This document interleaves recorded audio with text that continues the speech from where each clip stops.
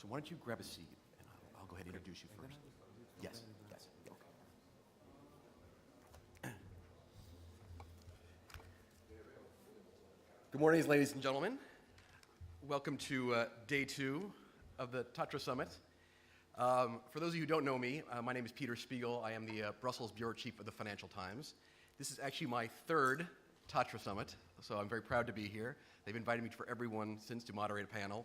So either I am doing an okay job at this, or Yvonne just likes to see me squirm under the lights, because usually it's the other way around. So anyway, it's very nice to be here.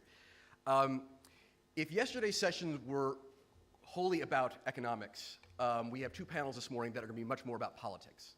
And I think it is quite appropriate to be talking about politics at this time, given the political environment. We have 2 panels where we will not only have practitioners who are now trying to navigate a very difficult political world, but also those who helped create the system we now have inherited from the Commission, from the Parliament, and from the Council in Brussels. By way of introduction, to try to sort of frame the debate here, Jean-Claude Juncker has come into office last month arguing that this is a last chance commission. Now, I would argue that's a bit of hyperbole, but I think we all know what he's getting at. We had a May elections in Europe where we saw unprecedented gains by anti-EU, anti-Euro parties on the left, on the right, and not just on the periphery, but in the core as well. Front National in France, and in the Netherlands, in Italy, we saw also unprecedented gains. And since the May elections, I would argue it's only gotten worse. I will tick off just a few things that have happened in the last 3 or 4 months. First of all, we've had Länder elections in Germany, well, Alternative for Deutschland, have gained anywhere from 8 to 12%. 3 elections. Again, this is in a country in Germany that, because of its historical role, has really had no anti-EU or anti-Euro sentiment in its political discourse. Now has an overtly anti-EU party, anti-Euro party, performing incredibly well in local elections. In 3 months, we're likely to have elections in Greece, where, again, an overtly anti-EU party is likely to win, if current polls are accurate, and produce a prime minister, Alexis Tsipras, who is run against the status quo in the current Greek bailout.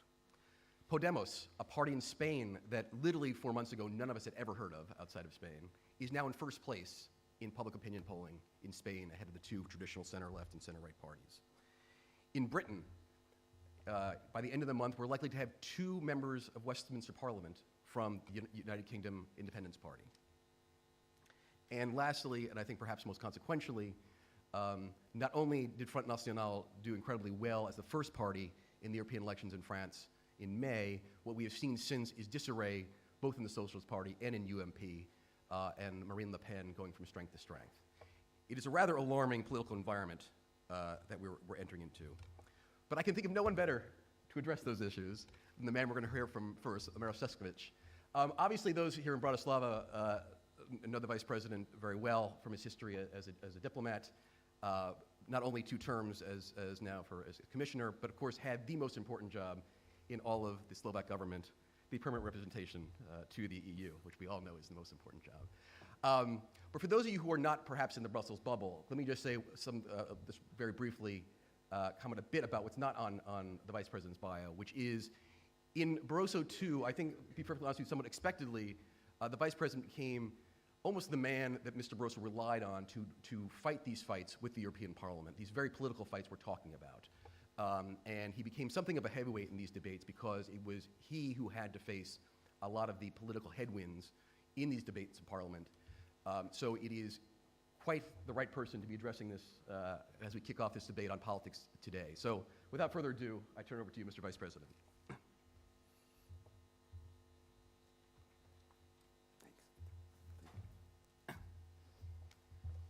Thank you very much, Peter.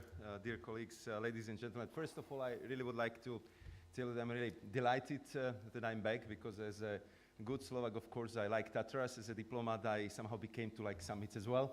So it's a very good combination of the 2, and I am absolutely conscious of the fact that I will be speaking here under the watchful eye of my former colleague, GÜNTER, VERHEUGEN, who has I would say, a lot of credit for me being here, because without him, we most probably wouldn't have the biggest enlargement wave in the European Union history. And I'm very glad to see here also Jean-Claude PIRIS, who was in a very intelligent and forceful manner was reminding us ambassadors and commissioners that there is such a thing as European law. We should respect it even when we have sometimes very, very difficult political discussion. And he told me that despite he is now in retirement, he still is interested in European law, surprisingly. So I'm very glad that we have such a high caliber audience and participants here this morning. And thank you very much also for the topic you have selected, which we are going to address, because it's quite clear that now is the time to have exchange on these issues. We see how the time is really accelerated, and now we have the two newly elected institutions, the European Parliament and the Commission, which should face all the challenges that Peter so amply described, and they are many, and they are real. And I'm glad that we already became regular visitors to Bratislava for having these important exchanges of views on future of security in the spring and on the future of Europe in the autumn, because Bratislava is becoming like kind of hub for all these ideas exchange. And I'm very glad that it's in my country, it's in my hometown, and that it's also my very good friends who are organizing this high-level event, because I think it's very good if a new country could contribute to such a good discussion. And when I was on the podium with Günther this morning, I think it kind of came into the equation with pictures which we've been seeing coming from Berlin over the weekend. Just a reminder that 25 years ago we saw the fall of Berlin Wall. We have seen a couple of weeks later dismantlement of what was really Iron Curtain here, just few kilometers from this hotel, where we really had to look to the Austria through the barbed wire with a clear perception, acknowledgement that we would never cross the line, we would never cross the Danube, we would never be allowed to go to Austria. That was my youth, that was my teenage years, to be absolutely agnostic of the fact that the people are living there, but we probably won't make it these few kilometers to the other side of the Iron Curtain. So if you look where we are today, a century ago, that Slovakia is the EU member, that we are the member of the Eurozone, that now Slovakia is chairing the Visegrad group, and Slovakia would chair the whole European Union when it takes the presidency of the Council in 2016. I think we see that how much could be accomplished in such a short period of time. And therefore, I think it's very important to remind ourselves of all these accomplishments and successes, especially in the difficult times of today. And therefore, my presentation towards a more powerful EU, rebalancing the EU structure, will try to answer some of the questions which have been posed by Peter, but of course which are very much present in our daily contacts with our fellow compatriots on personal, political, but also on very often political science type of a level. When I was saying that the time is accelerating, I really mean it. And it's not always, and it should be not always seen as something negative, because external changes are very often source of not only uncertainty, but also of major reform catalysts. So let me give some of the example. I was just referring to the time more than 25 years ago when we've been living behind the Iron Curtain. Now we are the part of the same family, and if we look how our children are behaving, how natural is for them to travel, study, work wherever they want, we can say that this European space just became the part of the European DNA. And it's a good thing, and it's here to stay. If you look back just 10 years ago, at the start of 2004. At that time, the EU had only 15 member states. And I remember how complicated the whole enlargement process was. Because at that time, the worries were, and I'm sure that Günther will share some thought on it, that if we proceed with this enlargement, that the EU would become loose, ungovernable, free trade zone at the best. It would not work. The Commission would fall apart. We would never agree on anything in the European Council. Coreper would become completely unruly body. And we see that it was not true, that somehow naturally we learn how to cooperate and we learn how to behave in the European family. Now we are 28. I think that our integration is alive and kicking, and very soon we will be 19 in the Euro area. And I have to say that we managed also another, I would say, such a subtle but very important moment. And if you look today at the EU institutions and EU administrations, you will see that it's really representing the new Europe, because we managed to integrate the nationals from all new member states into the all EU institutions. You can see it, you can hear it in the lifts, you see it in the corridor, and you also perceive it in how the new officials from the new member states are actually enriching the way how we do business in Brussels and Strasbourg. If we look where we have been 6 years ago, and it was just the time when we've been entering into the worst economic and financial crisis since the Great Depression. Many speculators predicted Brexit, implosion of Euro. Some were even prompt to announce that there will be complete collapse of the European Union. And I know that there was quite a few CEOs of the major banks who've been placing bets with Jose Manuel Barroso that by Christmas, Greece is out, Euro is down. I don't know how many battles Jose Manuel won. I presume it was quite a few, because there was one miscalculations which even the best bankers couldn't factor in the equation. This was the political determinations to do whatever it takes to save Europe, to save Euro, and not to give in to the pressures coming from the financial markets, the project of peace and understanding upon which we've been working and which we've been building for more than 60 years.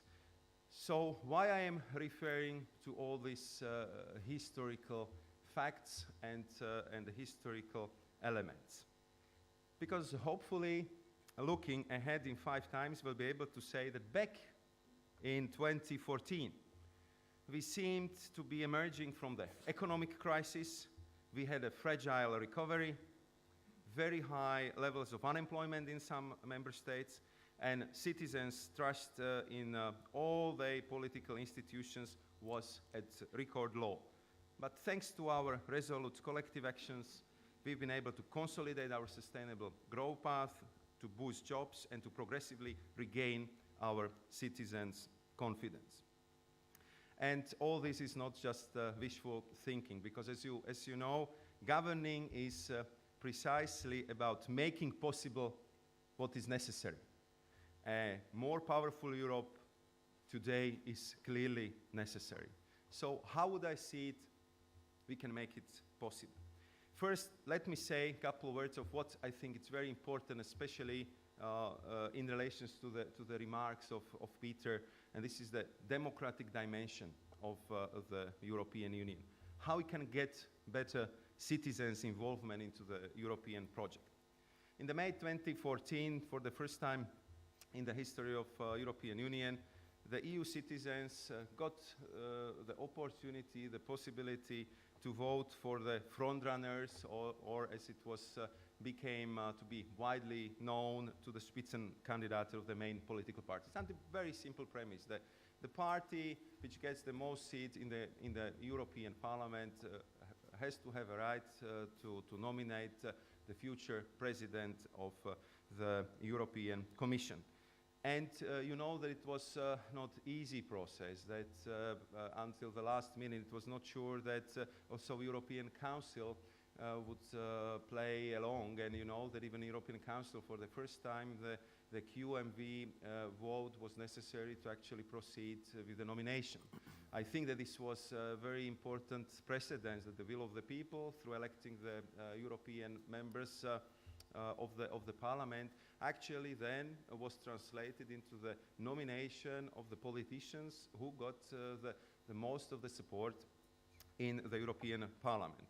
And I think that it's such a strong precedent that there is no going back, and that this would be the procedure which would be repeated also in 5 years' time. I don't want to say that it was the magic solution, definitely not, but if we measured how the citizens viewed this approach, and we have a lot of negative figures, so let's share one positive. So according to July Eurobarometer opinion poll, the numbers of the citizens who felt that their voice counted in the EU had risen from 29 to 42%, and this was the highest level in 10 years. So it was I would say, first positive signal, and of course we need to build on it, and we need to work with the citizens much closer than before. How? I published such a small book on my first 5 years in the European Commission, where I was saying about the good thing, describing the bad thing, gossiping a little bit about my friends in I believe, a positive way. But I was spending a lot of time on how to make the Europe and European Union more relevant to our citizens, and how to overcome that problem, which I believe is the major issue of how the people of Europe are perceiving the EU and the European institutions. We just need to repeat it and convince our national leaders that they would do the same, and explain to the citizens that decisions in Brussels are taken collectively by the European Parliament, by the Council, and in the most cases on the proposal of the European Commission. Because until today, and I think we had very clear examples of very strong statements of very important prime ministers just 1 or 2 weeks ago, where again is some kind of perception created that we are fighting with the member states, or the member states are fighting against us, that you can defeat Brussels. And that's something which is very detrimental to the idea of European Union, because EU, it's all of us, and the decisions are taken indeed in Brussels, but they are not made by Brussels. They are made by our structures created for the collective decision-making, by our prime ministers, by our ministers, and by directly elected members of the European Parliament. And this is something, I think, which I know that it's very difficult to change, but what we really need to work on, because without changing of the perception in the member states, how their leaders, how their representatives to the citizens have this first reference, it would be very difficult to change this overall attitude towards the European Union and towards Brussels as such. And of course we have to change ourselves as well. I was campaigning in Slovakia for the seat in the European Parliament, and I learned it myself that how difficult it is to adjust the language to what people expect from you. That at first I realized that we are speaking in the EU speak, this Frangle plus Slovak language, which we all understand, but not people in Eastern Slovakia.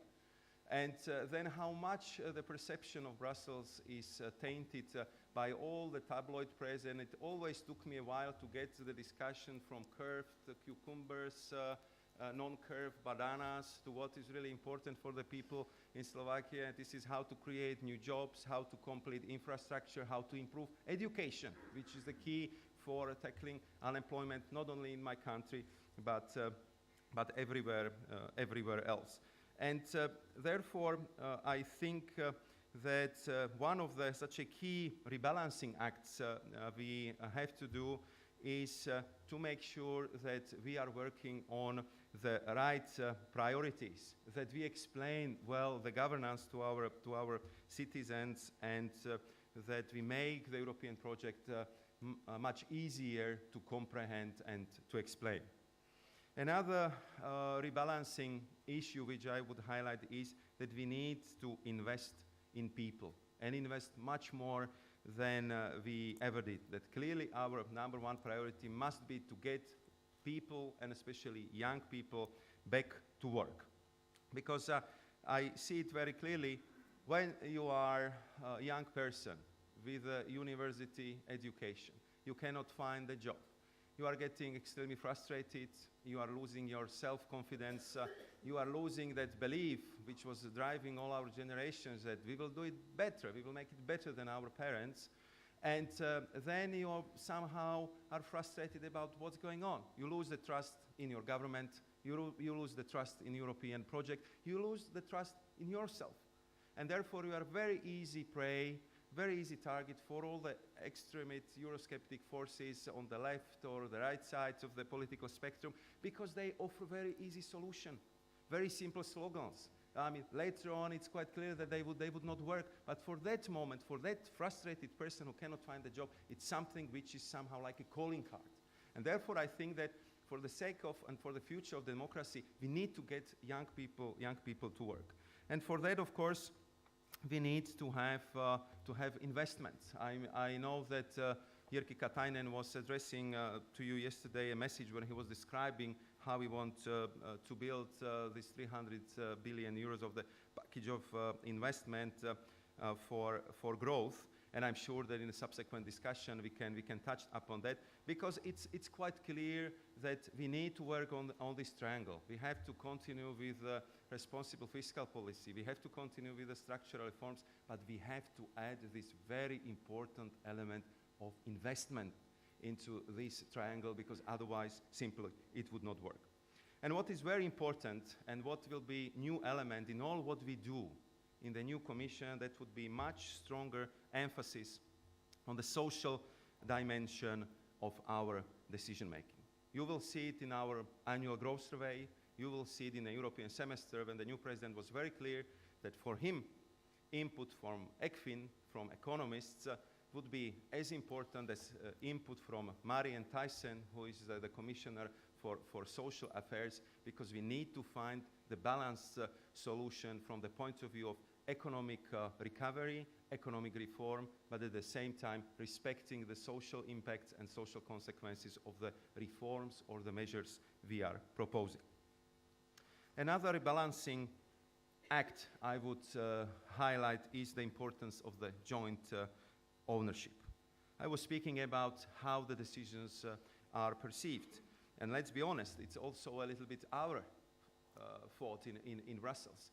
A lot of decisions, especially in this new economic governance, been taken in a way that at the beginning it was a kind of surprise for the member states. Later on, the member states been included more and more into this process, but it's still not what we expected from the exercise.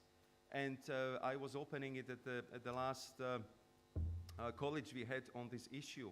How much political energy a government in the member states have for the structural reforms? How many structural reforms even the well-organized government can do in 1 year? 1, 2, not more than 3. If you are going to change pension system, if you are going to change educational system, you need to communicate with the pensioners. You need to discuss it with the Ministry of Finances. You have to explain it to the public. You have to get on board your political partners in the government and the parliament. It requires enormous political energy. So you can do 1, 2, 3, but I don't think you can do more. And therefore, I think that we would have to refocus much more on what we are recommending to our member states. We need to get on board national parliaments. We need to get on board social partners. And we need to clearly make sure that the reforms we are suggesting are co-owned, that there is joint ownership, that it's not only Brussels exercise European semester in the first half of the year, and all the recommendations that just stay on the table, and none of the governments is actually acting on them. Because we are losing enormous credibility with this, we are losing enormous energy, and this clearly has to be changed. Therefore also, President Juncker nominated Valdis Dombrovskis, who is the first vice president who is for both. He's vice president for Euro and he's vice president for social dialogue, because this is symbolic, but this is also very important that we want to continue with the reforms, but we want to do it in a way that it's also perceived by the people, by the social partners, that this is good for them, that this is important for their well-being and for the fitness and economic competitiveness of their country. About the last rebalancing element I would mention, and this is subsidiarity. Here again, I think we learned the lesson, and you will see it already in our new Commission work program, that what we will try to make absolutely clear is that we want to spend political energy of the European Commission on the most important thing. Not everything has to be done by Brussels. Not every detail must be regulated on the European level.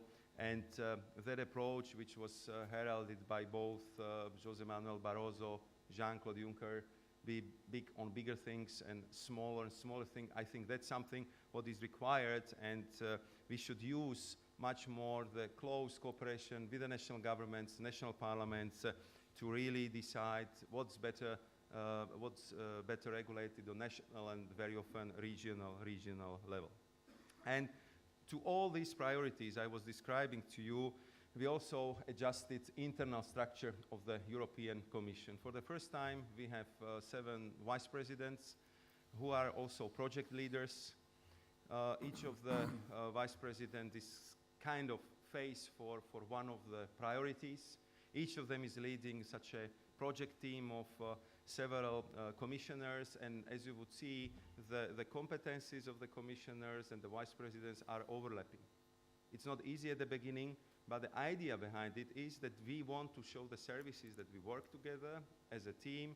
We want to push them a little bit out of their comfort zone, so we would overcome the silo mentality, and that we actually are producing high-quality, holistic proposals from the beginning, from the first moment when it's put on the table, and not to try smooth over the edges only on the last political stage when the proposals are discussed by the college.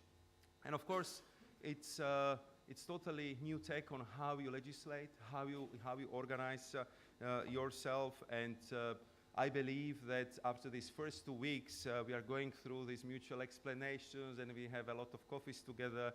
Yesterday, we had the kickoff meetings for this key projects, Jyrki Katainen for the investment package. I had my fellow commissioners invited for the first kickoff meeting on the energy union, and the same was done by Andrus Ansip for the digital single market. So if you allow me, because I know that I'm probably already exceeding my time, just to tell you what I will be doing in the next 5 years, because I am going to try to build the European Energy Union, because I feel that we have now mindset in the European Union.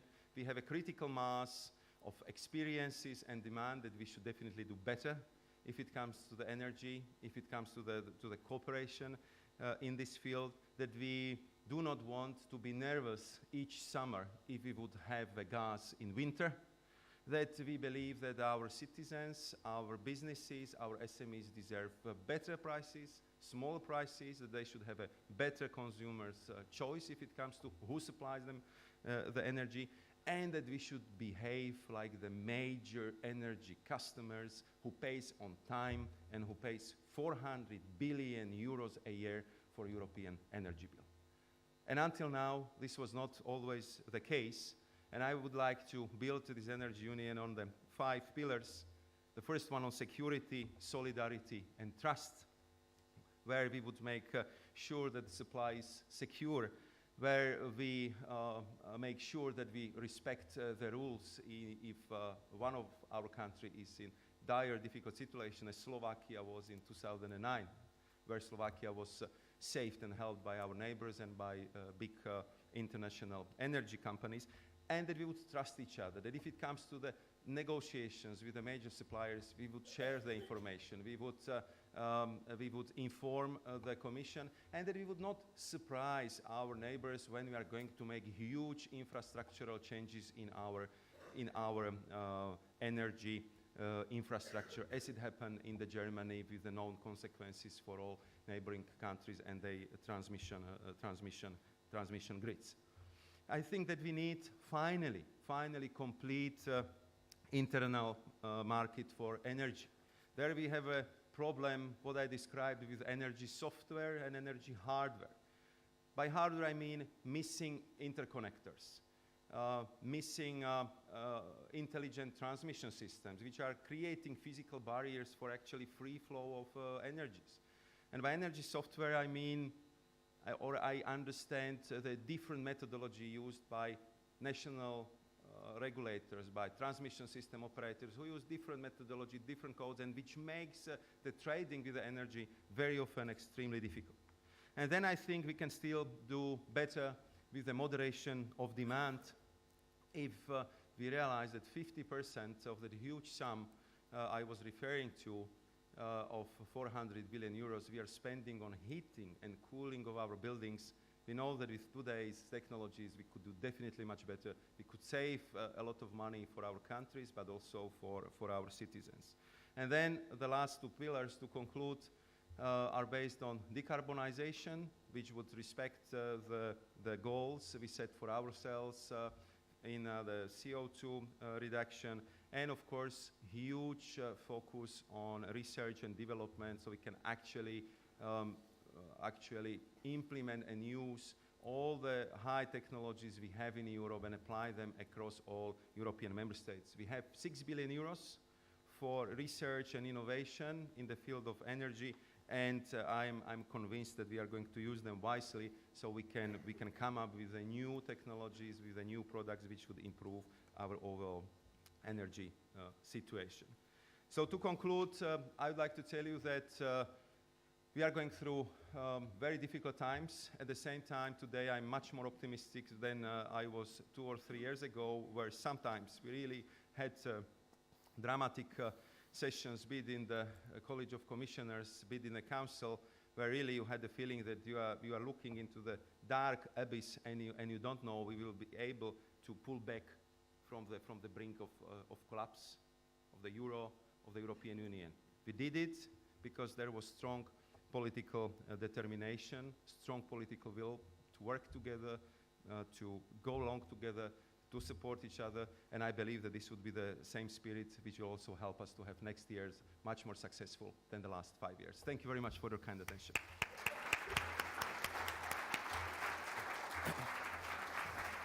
Thank you, Mr. Vice President. You've given us a lot to bite off there. We have about 5 or 10 minutes for questions. I am going to abuse my chairman's prerogative and take the first couple questions for myself. I wanted to touch on a couple of things you raised. The first one, which is the first part of your address, was about this need for citizen involvement. And you talked about some of these heartening numbers in your barometer. But let me be the journalist and be the cynic and somewhat skeptical about this. We were in the capital of a country that had 13% turnout in the last European elections. If you look at all the Visegrad, not much better. Czech Republic, 18%, Poland, 23%, Hungary, 29%. Overall, it was 42% in Europe. Now that's still down, and that number may be even sort of artificially high given that the country I live in, your required mandatory voting, which was at 90%. But I guess, can you address that? Can you address, at a time when concern and to be honest with you, anger about Europe is at an all-time high, particularly in this region, you're getting such low turnout. Why do you think that is, and how can you turn that around? I can tell that it was one of the worst political nights I ever had, because I was traveling across this country. I made in car 9,600 kilometers, and I really literally met personally hundreds and hundreds of people. All of them been extremely nice, all of them been extremely supportive, and I know that only 13% of them came to vote. So you are learning to be a politician, and it was hugely, disappointing for me. So I was thinking a lot, what was the reason, why this happened. I mean, in particular case of Slovakia, I think that here the people been tired of the election cycles. We've been after two extremely exhaustive rounds of presidential elections where a lot of political energy, political attention was attributed also by the media, by the press, and my feeling was that the citizens been kind of fatigued by all that political discussion, and this was over, and now we came. And second, I would say so my simple recipe would be, and I know that it would be very, very difficult to achieve, that we should do something with the regrouping of the election dates. I mean, in Belgium, you're right that you have compulsory voting, but at the same time, you go to one booth, and I vote there because I want to be a good European citizen, so I vote in municipal elections. But you vote for many bodies at the same time. So it's organized in that way that we have to respect a citizen and his right to cast a vote, and therefore we make it a little bit easier for him. We make him to come once so he can decide on quite a few issues. And I think that this is something what we have to try. I know it's difficult. I don't know if we succeed in Slovakia, but if you have 7 elections in like 10 months, it's very difficult to get the attention of the people to the political discussions all the time. Second lesson would be, I mean, we cannot speak about Europe only 3-4 weeks before the European elections. And unfortunately here, I mean, and it's also self-criticism, I have to say. We have to be much more present, visible, and talk about these things. It's also a bit criticism to the political elites in all member states that raise this topic not only when there is something super fancy, super difficult to say, but just try to remind the people from time to time that, you know, they are traveling free thanks to Europe. They have, you know, the safest airlines in the world thanks to Europe. That their kids are sending them the mails from all kinds of university across the Europe, because simply this wouldn't be without the EU.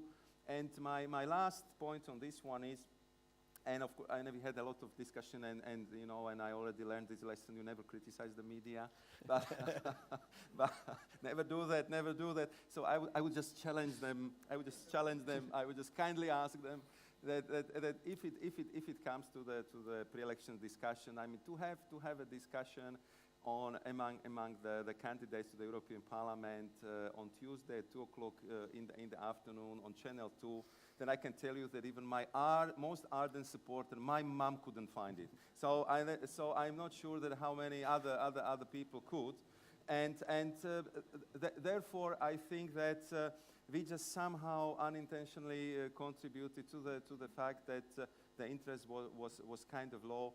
And then I said such a typical Slovak element in it. So it works well, so why too bad? Yeah. You know, so I'm not sure that if it's completely true, because also in these projects you need active citizens, and I feel it a lot that without support of the citizen, it's very difficult to do all these difficult decisions. So we need the reconnection with the people, and we need to be much more creative about how to get them to support Europe and support our project. Let me follow up on that, because this idea of reconnection, and you talked in your address about sort of the new commission coming in and some new elements to how you're going to tackle the problems. You talked about the need for social dialogue and how that's going to be a new emphasis.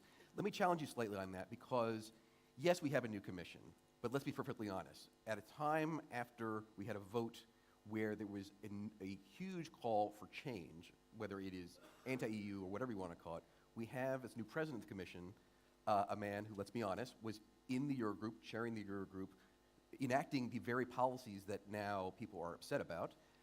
In parts of the commission in very influential economic positions, we have in Jyrki Katainen and Pierre Moscovici, members of the Eurogroup who were sitting around that table at some point making those decisions. Again, Valdis Dombrovskis was the prime minister at this time. I guess, can you just address the issue that the faces we are seeing at the head of the commission, at a time people are asking for change, are the same faces we saw for the last 5 years? Yeah. I think that the first part of the question I would answer by the very nice sentence Herman Van Rompuy told to José Manuel Barroso when we had the farewell party, that my, meaning Herman Van Rompuy, big advantage towards or against Jose Manuel Barroso was that I had no predecessors. So there is nobody I could be compared with because I was first president of the European Council. But Jose Manuel had a lot of predecessors whom we remember only in the most positive moments. And it's very difficult to judge the history today where you do not feel the pressure of the moment where you had to adopt these very difficult decisions about program for Greece, program for Portugal, when we're looking solutions for Ireland or for Spain. And I know my new colleagues very, very well, and these are not austerity-obsessed people, but the situation was such that if at that time also thanks to, I would say, some of very clear pressure tactics coming from the International Monetary Fund, which is now also a little bit reviewing if all the steps and all the pressure was the most correct one. You had to save your country. You have to save the European currency. You just have to address the situation sometimes with very, very difficult decision. But we all feel the pressure of the citizens, the anger of the citizens, that austerity brought a lot of pain in Europe. And therefore, I mean, this triangle I was referring to, responsible fiscal policy, structural reforms, and investment. So it means that departing from austerity, mostly politics, because it was never austerity only, even though it was very often presented like that. It's a new triangle on which we want to work, and we want to succeed, and we know that without restarting the economy, without creating the new jobs for the people, we will not succeed. So that's really, there is absolute determination to do this. And of course, we would need the understanding and the help of the member states to embrace the private-public partnership approach to the new investment, that they would come up with very good projects which are mature, which would be attractive to private investment, and that they would play that in investment very important game with us, because that must be clear understanding that it's Commission, EIB, member states working on a good projects together. We only have a couple more minutes. Let me just ask, maybe we got a couple questions from the audience. I'll group them together. I see this gentleman here in the front, and then the gentlelady back there in the red. We'll take those two, and then we'll let you go. Yeah. Thank you very much. I'm Rastislav Kača, member of Strategy Council. Maros, thank you very much for this presentation. I was caught by one notion of the European DNA. Presumably, the DNA is healthy. If DNA is healthy, then you have immunity system. If you got sick, immunity take care of it. And it's gone in some time. There is some cost usually. But sometimes the world changes and your immunity gets crazy as well and attacks your own body. On an easy side, you get vitiligo. On the bad side, you got a progressive encephalopathy, which ends up badly. Where we are, what is it, first question is truly the European DNA that healthy? And second, if some of us get crazy, if this European immunity doesn't work well, and we have some of the instruments of European immunity, there are some articles which can be applied if we go mad. So what are those instruments? Are those instruments strong enough if some of us goes crazy? And what can be done to ensure that the DNA will remain healthy? If it's healthy, let us presume that it's healthy. I trust in that is healthy. Thank you very much. I like this analogy. Let's just take one last question here from the lady in the back there, and then we'll let you wrap it up. Right there along the aisle in the red. Thank you very much for a very inspirational speech. I'm also coming from Brussels, from the Prince of Wales Corporate Leaders Group and the University of Cambridge. And I wanted to come back to the fact that actually, as your role as the VP, focusing on the energy union dossier, and taking into consideration your concerns regarding jobs, growth, and competitiveness, also being here and knowing the way in which actually Slovakia has been able to really create an investment climate which has been very productive for the country. How do we actually ensure that we create both an energy secure union and a decarbonized union? And what for you would be the first move? Is it public-private partnerships and trying to focus on funding and injection of capital? Is it more definition in terms of the regulatory structure? whether it be through the ETS or some of the other regulation on renewables and energy efficiency. What do you feel is the most important in order to ensure both? Thank you. So two very different questions. Yeah. One, is our DNA healthy, and do we have the Yeah, instruments it was- to help us if we it don't? was- And then your sort of But priorities. It was clear that Ambassador Kaczer is a real ambassador because he can ask the question about the DNA without referring to the concrete country and asking about Article 7 of the of the Lisbon Treaty, which meaning what to do with the countries which are misbehaving. Yes. If I am under the close supervision of Jean-Claude PIRIS, very simplifying this article. And then of course, as I said, I mean, this is not easy to find a solution for this problem, because Commission is strong when the Commission is legitimate, when the Commission is acting with its power, when the Commission is respecting the European law, which is our strength and our limitation at the same time. Because not everything in, I would say, democratic world of Europe is regulated by the EU law. There was such a clear expectation and presumptions that once you join this exclusive club, you are mature enough that there will be no some kind of rolling back on some of the very important democratic institutes. That this cannot happen in the developed democratic societies. But we have seen it in quite a few member states. Very often, I would say, the infringement on this or that sensitive law talk to the government, help to change the course, but we have cases where this was not the case, and when I would say the inconsistency was much more persistent. And therefore, I think, speaking about the DNA, there I felt quite strong DNA coming from the foreign ministers who just simply wanted to have debate on this issue. They wanted to have debate on the level of the Council. They even tasked the Commission to come up with some kind of what would be, at first instance, clearly political mechanism, that when we are, let's say, out of infringement, we are very far from nuclear option, which would be stripping the country of voting rights and or somehow pushing the country to the exit door, that how to fill up that gap. And we came up with some procedural possibilities how to address it. But again, it would require very strong political will, because there we are approaching very close to the constitutional law, very close to the limits of what the EU in that area should do. And I think that this is the discussion to be continued. This is the discussion to be continued. It's there. Of course, we all hope we can avoid it and return to the normal way of doing business, because this is very sensitive and politically very challenging. And the question from Madame from the back, I think that here what I said was that I would like to proceed quite quickly. That I had suggestions from IDGs that such a huge project requires enormous public consultations, discussion with stakeholders, canvassing support for all your steps. And I think in this respect they are right. But I wouldn't, because of that, simply follow the old school approach to have a green book, then to have a white book, and then I'm in the middle of the mandate, and the energy union is non-existent.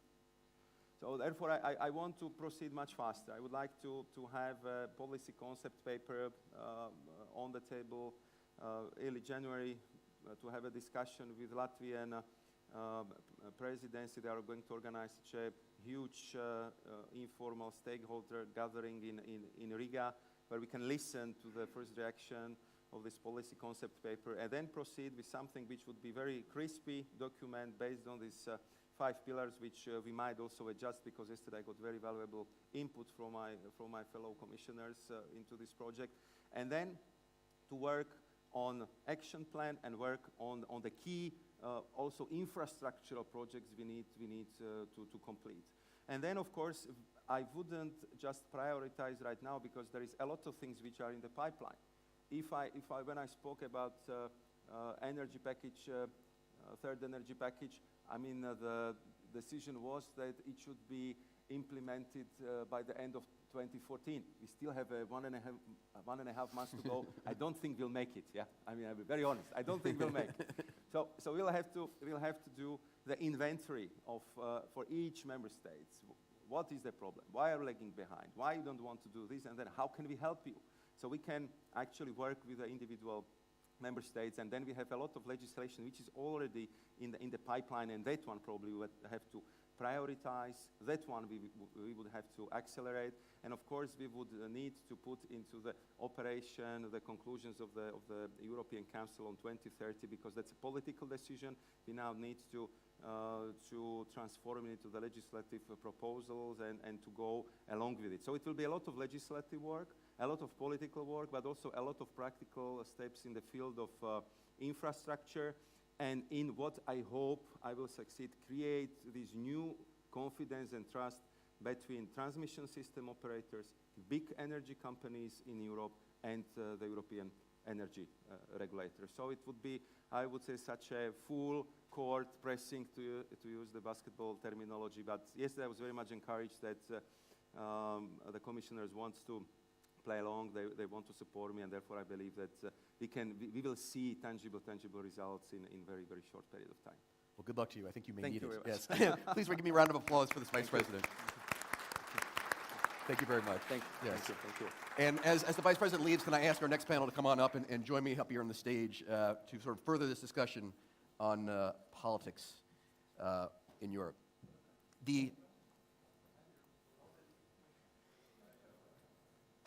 Our second panel here is titled Regaining Trust or Losing Europe. Yes, why don't you sit here, and Jean-Claude, if I get you right next. Yeah, perfect. Everyone is dancing to the tune of the moderator. I appreciate it. We're going to quickly move to our second panel, so if I can ask people just to take their seats again. The title of this second panel is Regaining Trust or Losing Europe. And I guess the question is it really that dire? Are we really at risk of quote-unquote losing Europe? There are some arguments that, yes, it is. I talked about in my opening presentation about some of the political parties that are gaining traction. But I think also one of the things I'd like to talk about here is also the fact that we may actually have a member state choose to leave in the next 5 years, which I think is also something we have to address. Again, as I said in the beginning, we have an excellent panel that the TATRA organizers have put together here from all different institutions, from all different member states, we can address this. We're going to have our opening remarks by GÜNTER VERHEUGEN. For those of you who don't, his bio is obviously in the panel book. But I just want to say that not only, as he's well known to being a commissioner for 2 terms, but also spent quite a bit of time as an SPD member of the Bundestag, so obviously can bring some of the German politics into this. Jean-Claude PIRIS, who's sitting next to him, again, his bio is in the book, but I think it is sort of undersells Jean-Claude's role in the EU. Not only, I think, is he widely regarded as the foremost legal expert on EU law, but 5 treaties that he has worked on, and many people argue he is the author of all 5 treaties, so we have quite a bit of expertise here. George ZAVVOS, sitting next to him, a longtime commission official, including here as the representative in Bratislava, but also quite usefully for our discussion here, former MEP from Greece, a country that we all have been paying a lot of attention to, from New Democracy, which is a party right now in a bit of trouble. And lastly, which TATRA always does very well, to keep us honest, coming from outside the Brussels bubble, JOZEF BÁTORA, who is the director of the Institute of European Studies and International Relations here in Bratislava, from the outside think tank world, to keep us honest. So, Günther, let me turn to you and maybe ask you to take the podium for the. No, I can can do it here. Okay. No, Why don't you kick us off? More comfortable. Very good. Why don't you kick us off with your opening remarks, and then Okay. I will have the rest of the panel say why you were wrong on all your points. Thank you very much.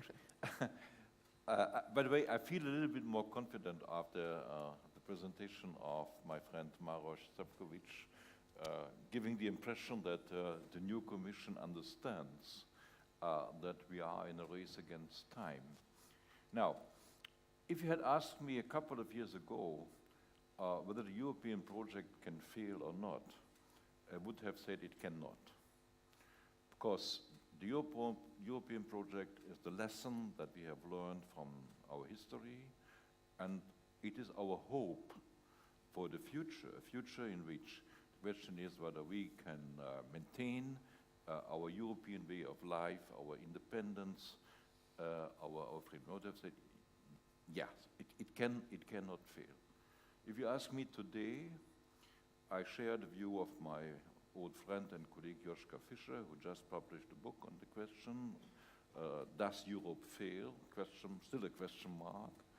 I share his view that it is at least a legitimate question.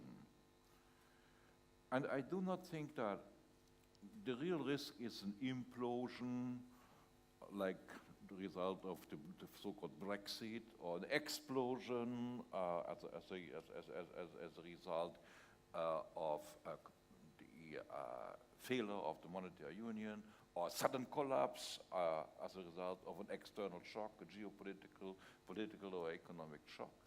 I think the real risk is a long and painful decline as a result of the policy of muddling through that we have since a couple of years. I do not blame the Commission for that, by the way. I blame our leaders in the member states. Their lack of vision, their clear lack of leadership, and I particularly blame the two countries which are still in a very, very special position in the European Union, whether we like it or not, Germany and France. In the past, when I was younger than in German politics, a German-French agreement was a necessary and sufficient condition for European progress. That has changed, but it still is a necessary condition. No longer necessary and sufficient, but it is necessary. And the German-French couple, for the time being, to say the least, is in a very serious crisis. It started much, much earlier, but now, given the very weak position of the French president, given the unvisionary policy of Angela Merkel, I have serious doubts whether we can expect new incentives and new ideas coming from the French-German couple. That makes the role of the Commission even more important. I think the challenges which we are facing are absolutely clear, and everybody agrees. Yeah? It is the question of making the whole institutional setup fit for the future. It is a question of the competitiveness of our economy. In my view, the main question. But, okay, we must not make a hierarchy here. So the competitiveness of the economy, and then our international role, the voice of Europe in the world of tomorrow. The standard answer of most European policymakers is, especially in my own country, is we need more Europe. And I have more Europe in the sense of shifting more competences and more power from the national level to the supranational level, and have very, very strong doubts that this is going to work. First of all, it needs treaty change. Treaty change is unavailable right now. You can forget it. For very, very long time, there will be no treaty change. No chance to win the support of 28 national parliaments, or in some countries you will need referenda. You cannot win it. So that is obvious. So therefore, the challenge is not how can we create more Europe in the sense of, let me say, creating a European economic government, or creating a European foreign policy and security policy that deserves its name. No, the question is, how can we create conditions that will make the progress of European integration possible? So, and that is the question you have raised. The support of the citizens. That's absolutely crucial. We need to create majorities in our member states which are willing to support progress in the European integration process. Yeah? Institutional progress, political progress as far as European unity is concerned, in the sense of further accessions relationship with our neighborhood. How can we do that? And I can already finish. I think we need to understand where the problems really are, and I will not elaborate now. Just mention them. I think number one is the character of supranational institutions, very far from the citizens. Citizens do not really understand what they are doing and why it is important for them, but they have the feeling that there in Brussels something is happening that is influencing their lives, and they have no way to influence it. So subsidiarity would be the first thing. To get rid of the thinking that is European progress if we harmonize something. This is a totally wrong thinking, and I have to say, unfortunately, it is the heritage of a great European, of Jacques Delors. He left this thinking that if we only have harmonized rules, the more harmonized rules we have, the more European integration we have. And this totally neglects the fact that Europe is not characterized by harmonization, it's characterized by diversity of cultures, diversity of traditions, diversity of language, I would say. And subsidiarity would be the solution, meaning at European level we do only what must be done at European level because it cannot be done at national level. More flexibility, so give member states more room to implement European policies, allow member states to set priorities. In my view, it's a big mistake, for instance, not to take into account the completely different needs of the economies which are in a catching up process, like Slovak and the Czechs and the Poles, and to give them the same rules which are relatively easy for a strong economy like Germany, but not for so more flexibility. Better regulation. I'm very happy that the better regulation project is now back on stage. During the last 5 Barroso years, there was no real progress. Better regulation means less regulation, but also higher quality, and it means reduction of administrative burden for European citizens and European companies. That is something which, in my view, is extremely important, because if you ask the European citizen, what do you think if you hear the words overregulation, bureaucratic monster, excessive spending, the citizen would tell you, the European Commission. Yeah, which of course is totally unfair, but that's the image. So better regulation is important. Transparency, efficiency. In my view, efficiency in spending is totally underestimated. The way how we spend our money is absolutely not efficient and also not transparent. And finally, of course, democracy. Now, came to an end. Paul, you will have noticed, I think, that the list I have just presented is absolutely identical with the list of topics which were presented by whom, you remember? David Cameron. Exactly, by David Cameron in his Europe speech in January 2013. I certainly do not share all the views of Mr. Cameron, absolutely not. But I have to say that he has addressed real issues here, and he has addressed the real problems. And the reaction of his peers, in my view, was very disappointing. For them, it was business as usual. If we want to avoid the British exit, which we have to avoid for many reasons, and the view that the exit of the UK is an affordable loss, a view that is widely spread in European circles in Brussels. If we want to avoid that, the strongest, the most important challenge of the day is reform. Yeah, so we need a spirit of reform, and the beginning of the new Commission shows me that there is a much better understanding for the need not to do more of the same and not to continue the old style and the old contents, but to try something new. I mean, that is quite a good follow-through to what I wanted to talk to Jean-Claude about, because as you said, this is almost, I was struck by when you, as soon as you started saying it, I said, this is coming from a German, but could very easily be said by a Brit.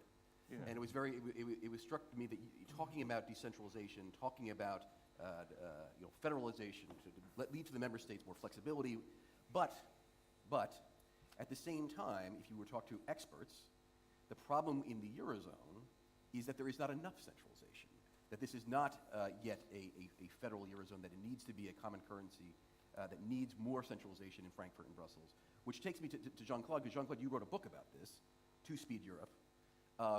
Can you do both things at the same time?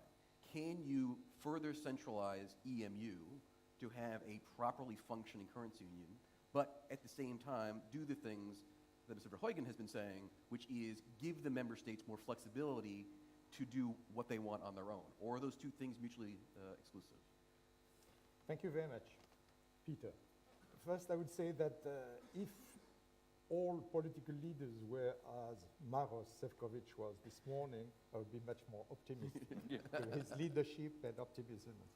Second, I would agree with Günther on what he said about the general state of affairs, bad economic situation, bad political climate, risk of reacting and not proacting, and have a general decline over years to come.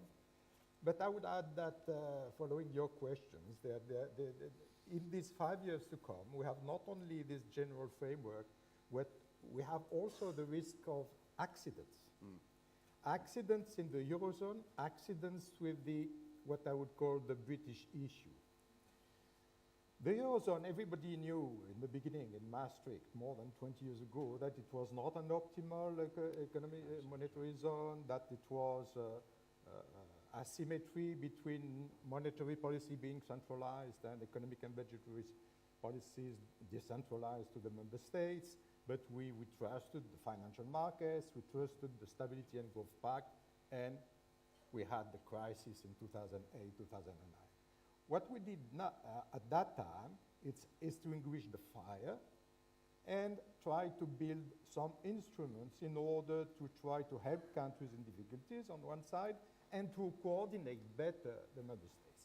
At that time, at the end of 2010, beginning 2011, I wrote my little book, which was like a pamphlet, about making the two speeds Europe, and I was very ambitious at that time. I thought that an acute crisis was coming, and I was right because it came in 2012, but I was not right in the sense that it would open a door, a momentum to do something semi-federal for the Eurozone, because it was enough with Draghi and the governing board of ECB to adopt OEPT and financial markets come down, and now, of course, any pressure on the member states to do something has disappeared. So they did something, the European semester, the six-pack, the two-pack, the financial compact, and so on and so forth. But to say the truth, and we have to say the truth here, at least I'm free to say the truth. We are still in the crisis.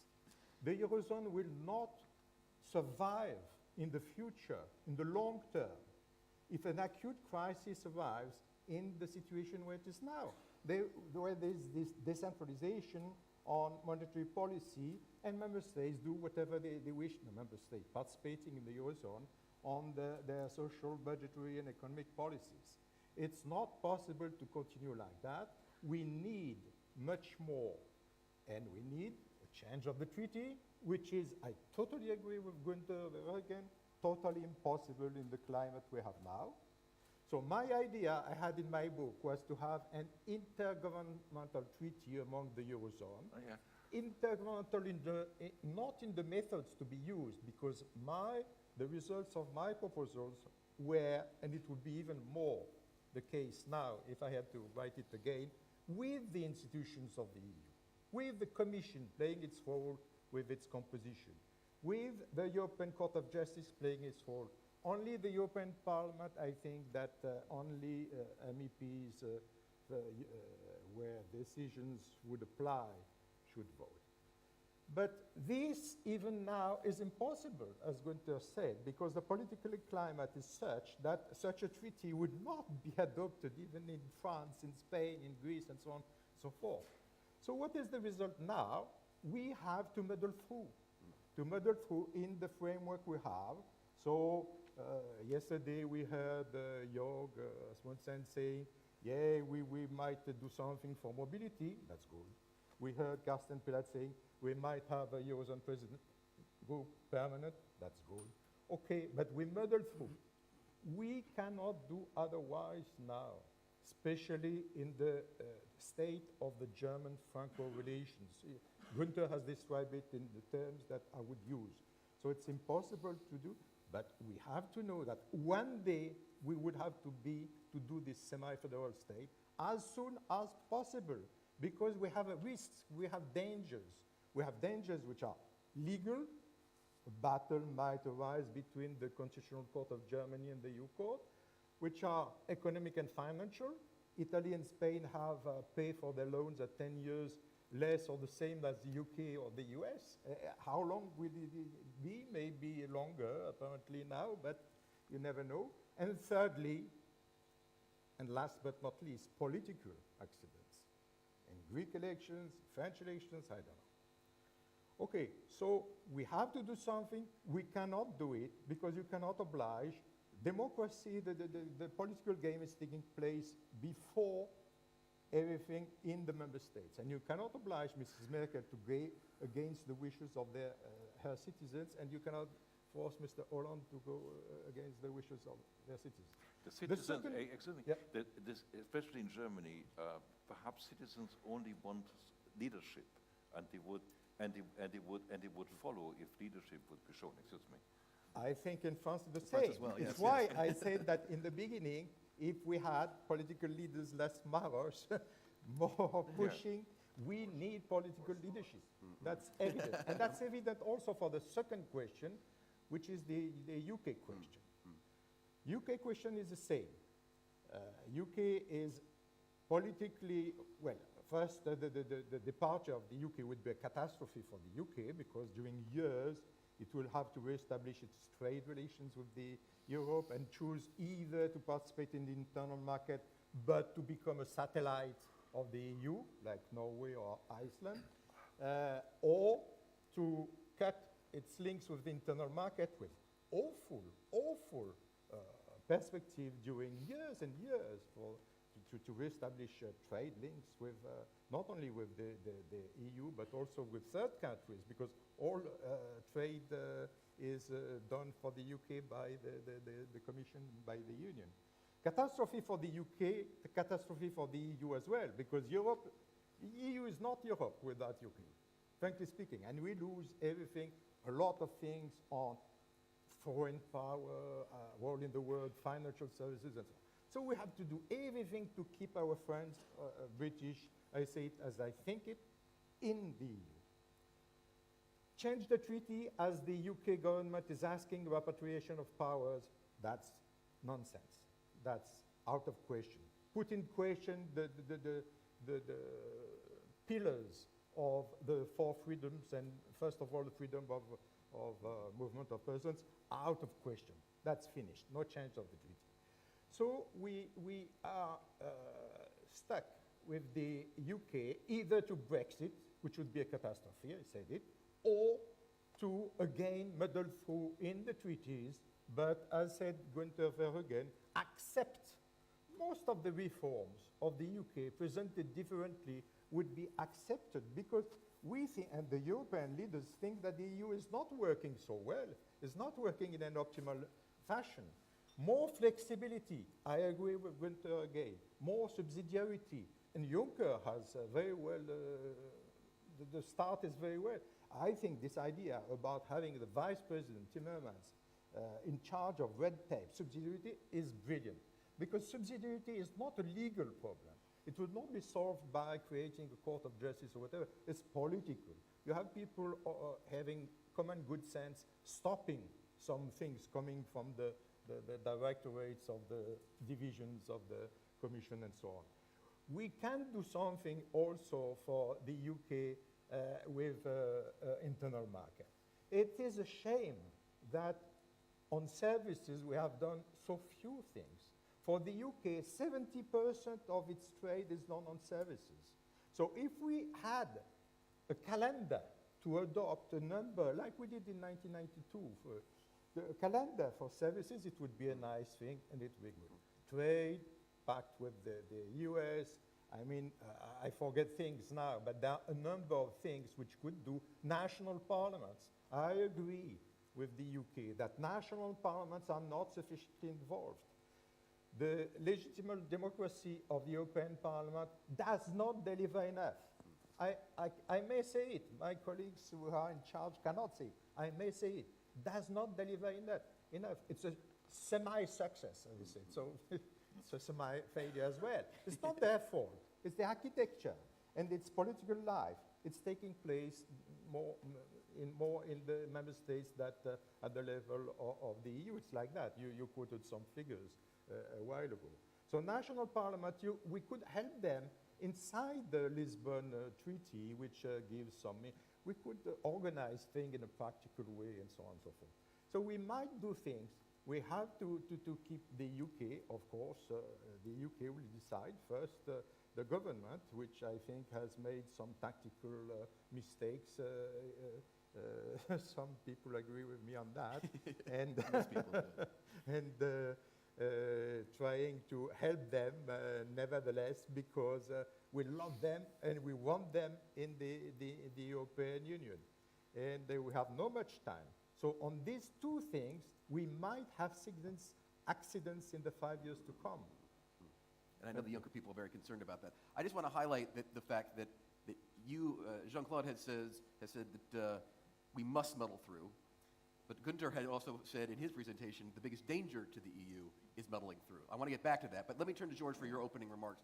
But George, can I also ask you, as part of your opening remarks, to come at this same question from the Commission?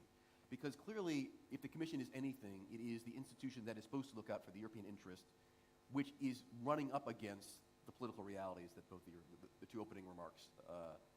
Is that going to be difficult for the Commission to deal with? How do you set out an ambitious agenda to do what is needed when the political realities are, as Günther and Jean-Claude pointed out? Over to you. Thank you, Peter. Let me say how happy, first of all, I am to be here back in Bratislava, although I'm coming every year to see so many friends with whom I think we have shared their fears and their hopes before even the accession. We're again in difficult times, in an important juncture whereby we're facing two crises, one economic crisis and I think one geopolitical crisis. And we have seen the lessons of the recent crisis, and I put it in specific sectors and then I come to your reply. First of all, we have seen that you cannot have a monetary union without the banking union. We've seen that you cannot have a banking union within a fiscal union. And we know that you cannot have a fiscal union without a political union. What we're doing now, because I agree with the previous speakers, within the bounds of the current treaties, how can really push and advance things. And here I have three issues. My first issue is completing the banking union. The second issue is advancing the fiscal union. And the third issue is go speedily towards a more coherent and efficient foreign policy. Banking union, still we can do within the current treaties, advance a type of deposit guarantee system at European level, not a supranational fund, by type of reinsurance institution. Secondly, facilitate the institutional and the financial capacities of DSM to be able to take speedy decisions and to be able to finance directly ailing banks. Thirdly, advance to a financial union, including a capital union and and an insurance union. Second issue, fiscal union. I think here fiscal union is most needed in order to be an important backstop to the banking union. Also, we better think with the current bounds of the treaty about having a type of Eurobonds and redemption funds. We can go then in more details if you want. And my third issue I think is important, especially for this country, that's neighboring tensions in the broader region. It is foreign policy. What we have seen happening in Ukraine is a stern reminder to Europe that needs to speedily advance to new security arrangements, and especially forge new type of partnership with Russia. Michael Gorbachev's message last week in Berlin, I think, should be taken seriously. We cannot afford 25 years after the fall of the Berlin Wall to have new geopolitical divides. And also, I think it's high time that as a good European politician, be able to forge a time of dynamic synergies between, we have been discussing all time yesterday here about energy, about commercial policy, about human rights, but also let's tie it with an important security and foreign policy component and make it meaningful. Why?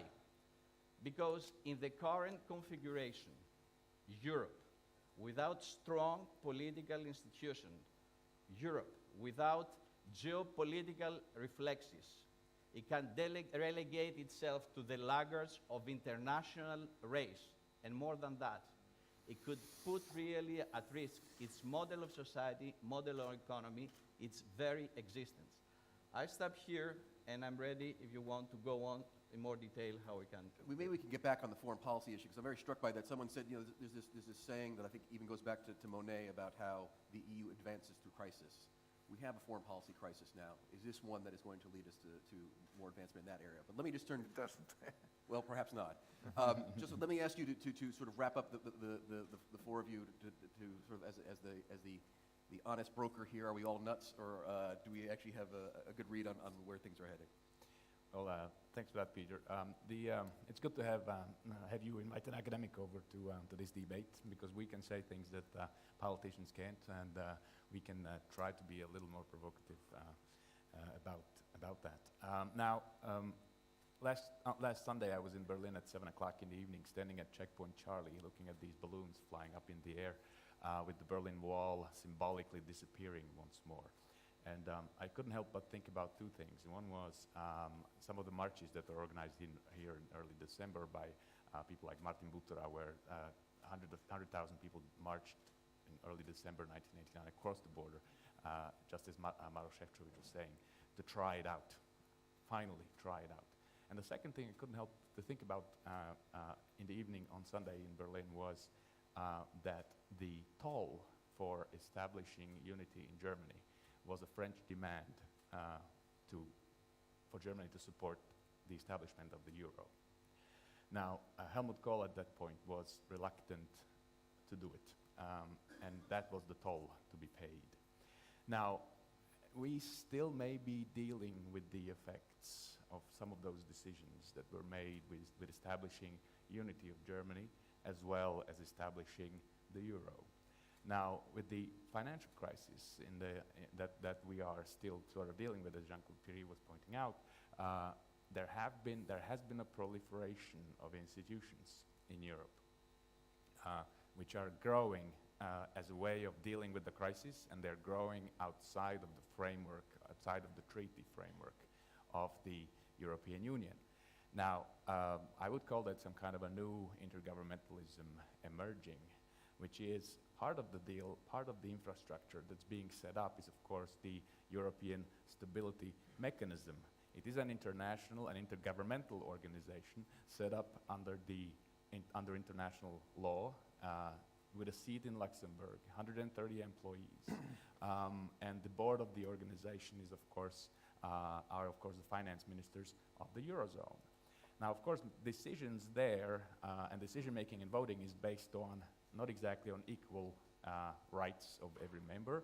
It's based on how much money you have invested into the funds of the European Stability Mechanism, which currently are about 500 billion euro.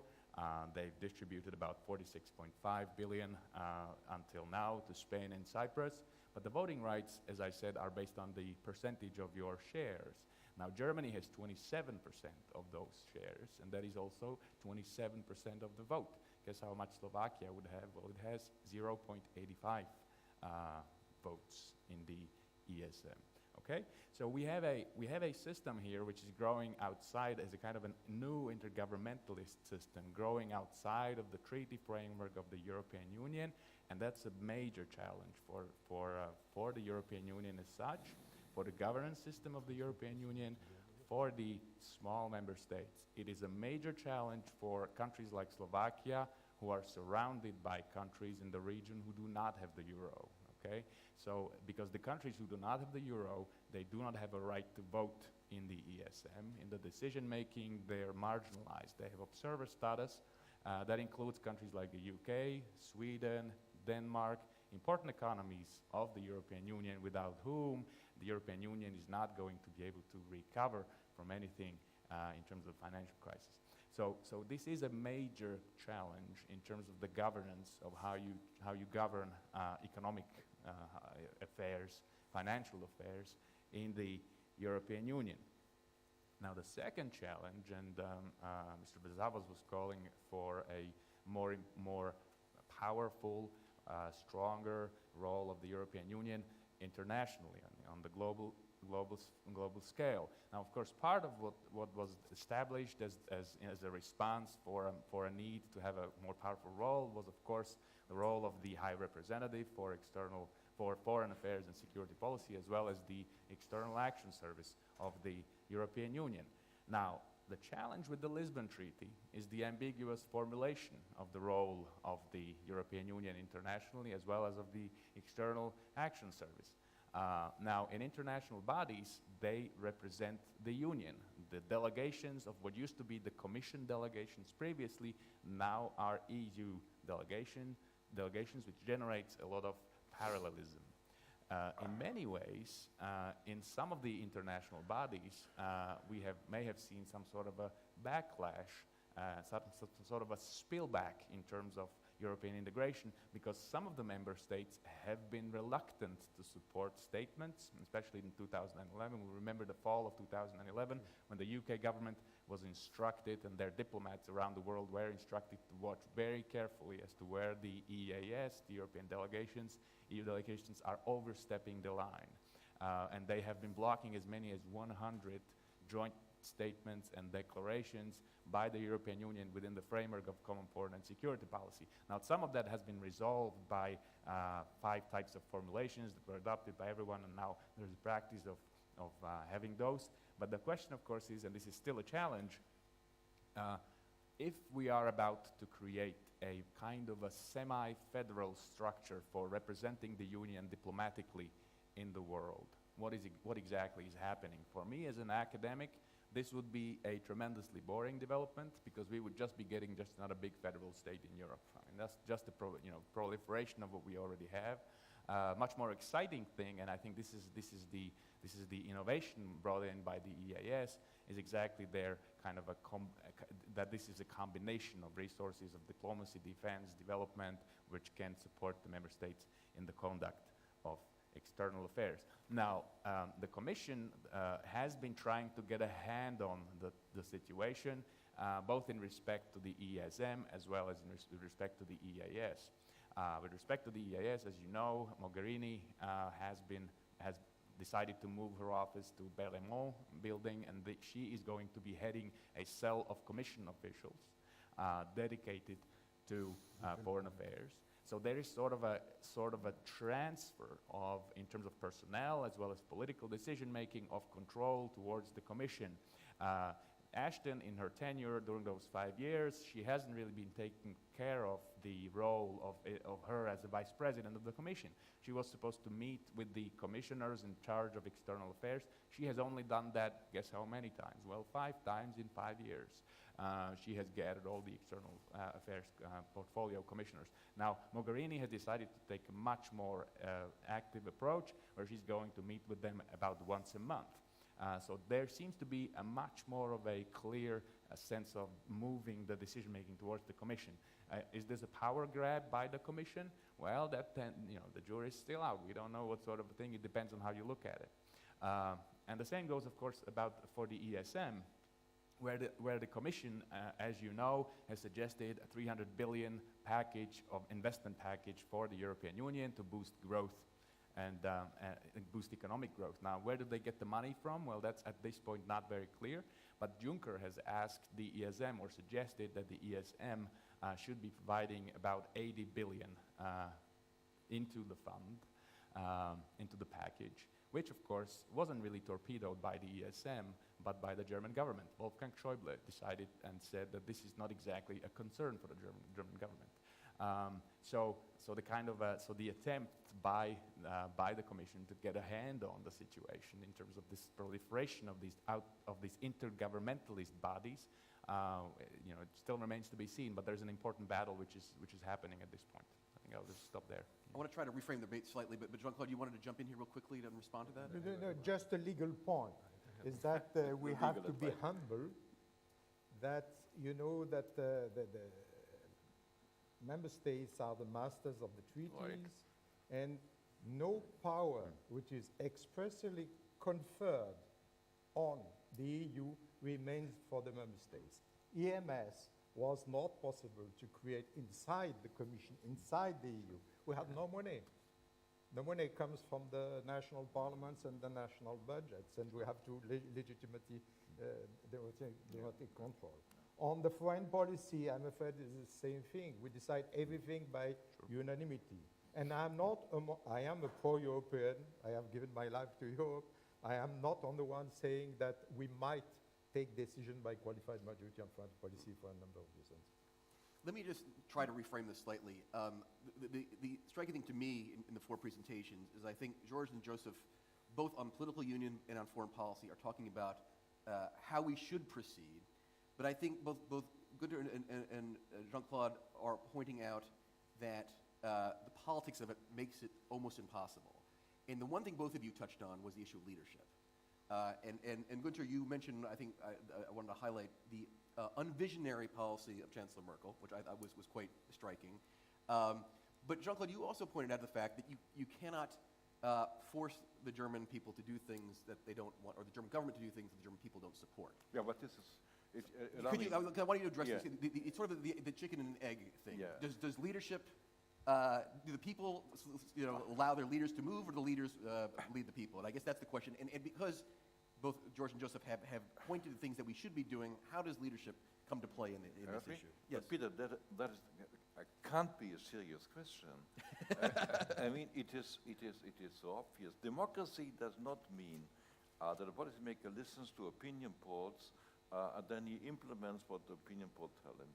Opinion polls are important, of course, because you need to know what the electorate thinks, and it tells you in which way you have to communicate, what you have to communicate. But it does not. It's not a substitute for your responsibility and for your decision. I give you the example of the enlargement, which Maros mentioned this morning.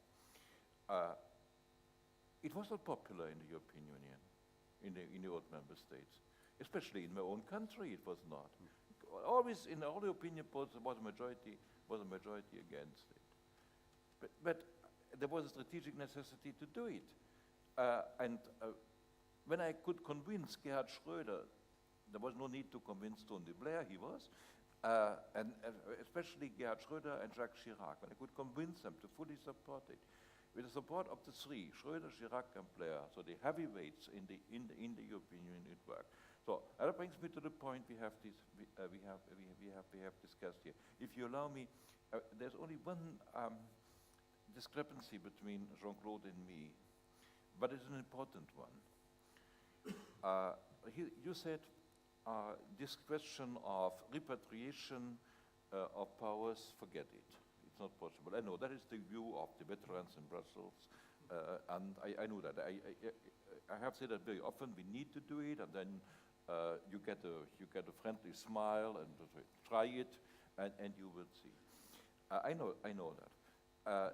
I can give you a long list of European directives or regulations which are completely unnecessary, based on competences which we have and which we can repatriate.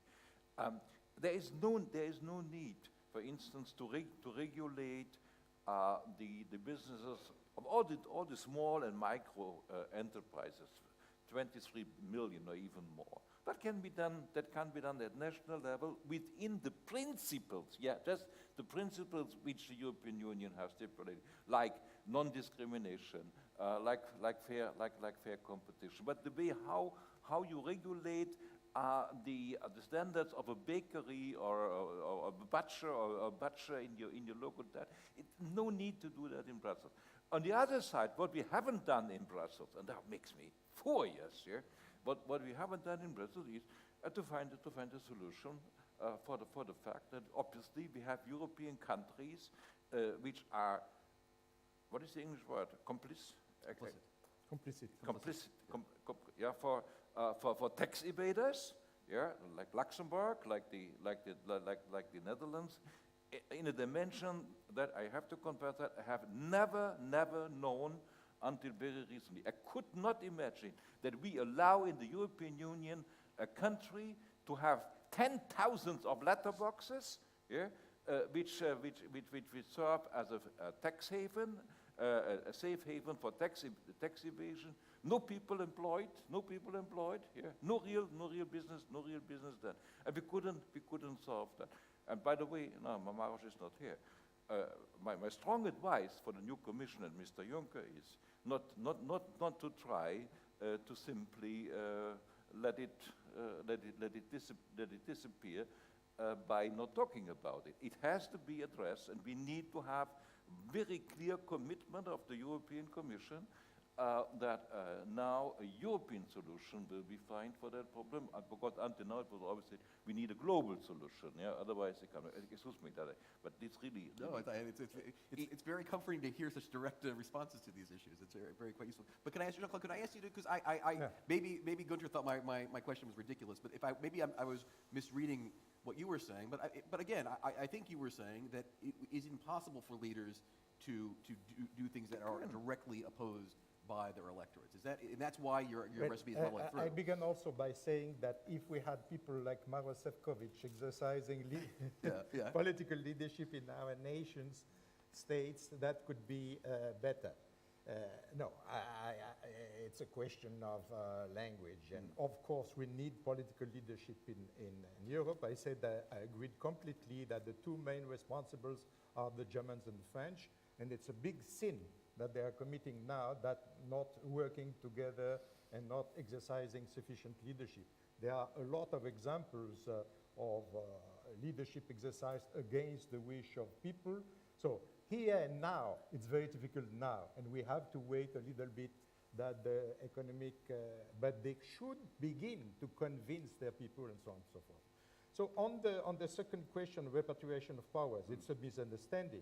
I agree with Günther, not by changing the treaties only, but subsidiarity, cutting red tape, stopping to exercise competences when it's useless. I agree on that. Not changing the treaties in order to put an end to freedom of movement of persons. An agreement would be enough. We don't use that.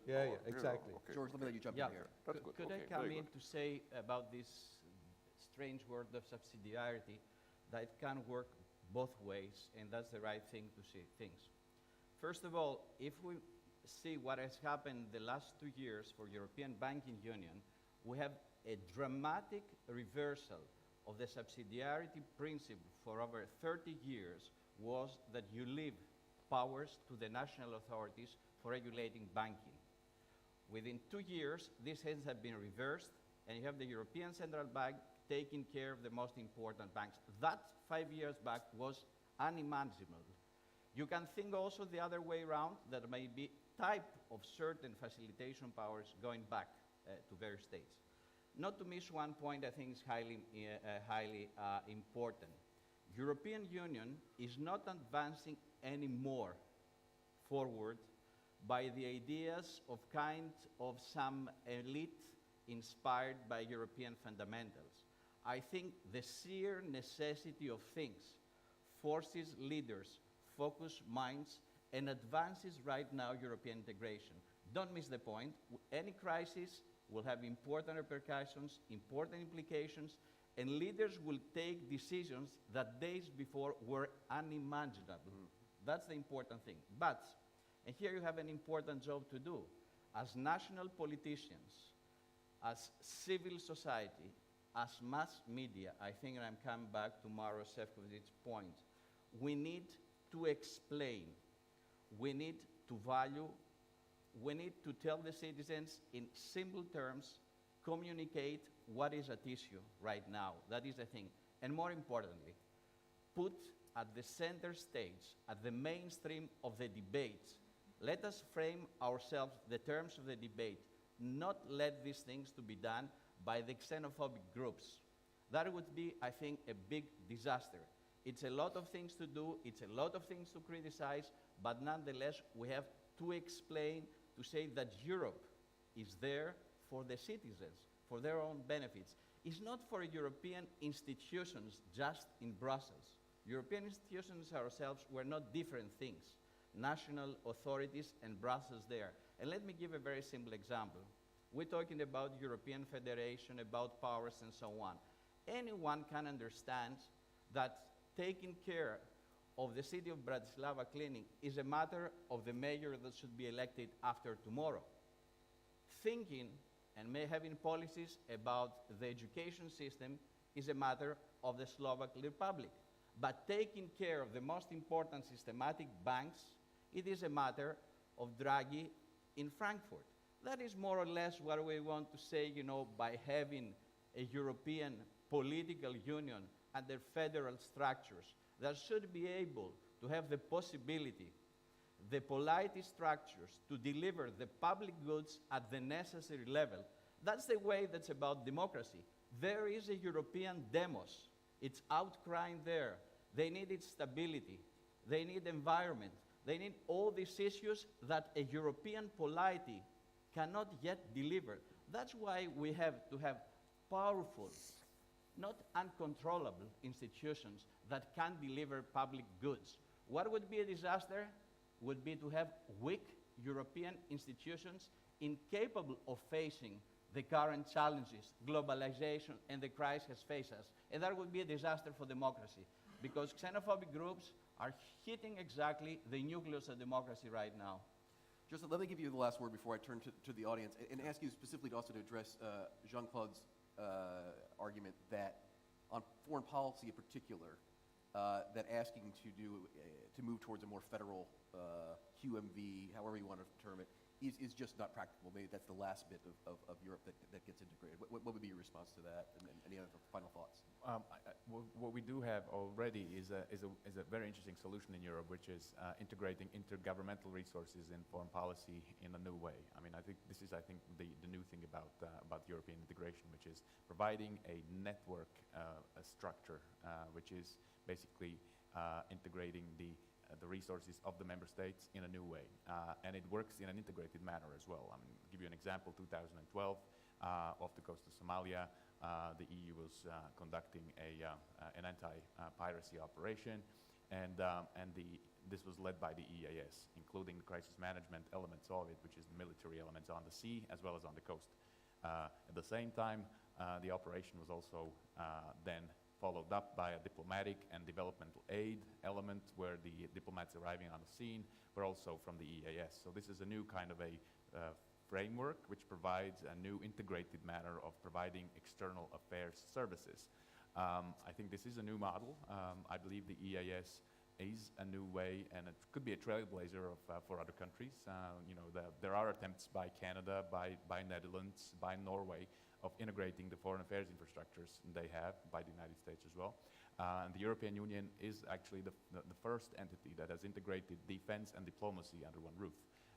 administratively. So this is pretty innovative, and I do believe that is the way forward. But at the same time, it is a question of authority and hierarchy in decision making. And if there is a federal structure to be created, that would also entail a transformation of the member states towards some sort of provinces of a European federation. And that, I think, is problematic, will remain problematic, because the member states will have their own interests. We see that around the world, that, of course, various parts of the world are faced with different kinds of challenges, and member states do have different kinds of interests around the world. So it's a wonderful resource for the member states to use the EAS, as well as the network of 139 EU delegations around the world, as accredited to 163 countries. They can use them as an information resource to wield influence, to gain access in places where they are not. But at the same time, this shouldn't be and will not be a replacement for the resources and interests of member states. All right, let me open to the floor here. We have about 20 minutes for Q&A. I would ask you, as normal, to sort of introduce yourself, say where you're from, and also, though, if you have a specific question for a panel member or you would like everyone to address it, can you just let us know? I see, let's start right here. Good morning. My name is Ivan Bayer. I'm from Slovak Society for Futurology, and I have a question for Mr. Verheugen. Sorry for my interpretation of your name. You mentioned the problem of effectiveness. Of what? Effectiveness. Effectiveness for Europe, in your last words. Why it is? It is first time that I heard someone who put so much importance on this sphere of effectiveness. Why it is that you put such a big importance on it? Maybe there are many sectors where ineffectiveness is growing, or maybe there is our outdated understanding of definition of effectiveness is in the old definition and old understanding. It's measure against outputs and inputs of something, whatever we want. What it means for Europe to be effective when you put so big importance on it. I'll restate. Yeah. So if it's effectiveness in Europe, but also how you measure it. Yeah, how you I measure have it. Yeah. I have it. Efficiency or effectiveness. That was meant in the was it in the economic context, but you could also easily use it in other contexts. I have said the big problem for our future is the competitiveness of our economy. Everything depends on that. Without strong economic foundations, it will be very, very difficult to maintain the European integration. It will be even difficult to guarantee the peace and stability, security, and also the prosperity of the people. So that's competitiveness. And now, how can you increase the competitiveness? Mostly within the economy. Not something that we must not discuss here. And certainly not via an economic policy that is intervention in state interventionism or protectionism. Also clearly not. But the best possible framework conditions for doing business in Europe, that is a must. Best possible framework conditions. And one of the framework conditions is public spending. Yeah? How do we use taxpayers' money? I can give you a very recent example. The new commission, Mr. Juncker, has announced a 300 billion package of investment to fight against unemployment, in particular youth unemployment, and to create growth and jobs. Fine. You might be surprised to hear from me that I say the big problem is not from where to get the 300 billion. This will be the normal recycling of money that is already foreseen. More cynical than I am. Yeah. And then you have the EIB The 300 to bring together 300 billion euros is not such a big problem in the European Union. What we can do. The big problem is completely different. The big problem is just really how to spend it. Yeah, how to spend it. If you spend it in the way that you say, okay, we distribute it over the member states, and the member states finance projects in the so-called Greyhound system. The first comes, first serves. Yeah? That's absolutely crazy, and it would be better to hire a helicopter, fly over Europe, and spend. Yeah, that would be better. So, effective spending means you find projects which increase competitiveness on the long term by investing in modernization of infrastructure, in particular the networks, digital networks, energy networks, communication networks. Transport networks, by investing in our research and technology capacities, extremely important, by investing in our education and training capacities. The problem here is why policymakers are hesitant to do it.